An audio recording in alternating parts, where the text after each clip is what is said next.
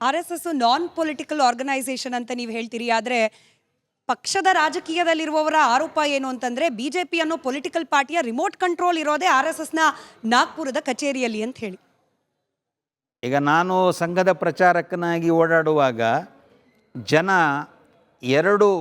ಒಂದು ಅತಿರೇಕದ ಆರೋಪಗಳನ್ನು ಮಾಡ್ತಾ ಇರ್ತಾರೆ. ಒಬ್ಬರು ಹೇಳ್ತಾರೆ ಎಲ್ಲ ನೀವೇ ಕಂಟ್ರೋಲ್ ಮಾಡ್ತಾ ಇದ್ದೀರಿ ಅಂತ ಹೇಳ್ತಾರೆ, ಇನ್ನೊಬ್ಬರು ಏನ್ರಿ ಕಂಟ್ರೋಲ್ ಮಾಡಿರಿ ಅಂತ ಹೇಳ್ತಾರೆ. ಸತ್ಯ ಏನು ಅಂದರೆ ನಾವು ಕಂಟ್ರೋಲು ಮಾಡಲ್ಲ, ಏನೂ ಇಲ್ಲ. ಎಲ್ಲ ಸಂಘಟನೆಗಳು ಅವೆಲ್ಲ ಅವರವರೇ ತಮ್ಮ ತಮ್ಮ ಸಂಘಟನೆ ನಡೆಸ್ಕೊಳ್ತಾರೆ. ಹಾಗಾಗಿ ಬಿ ಜೆ ಪಿಯನ್ನು ಕಂಟ್ರೋಲ್ ಮಾಡೋ ಕೆಲಸನೂ ನಮ್ಮದಲ್ಲ.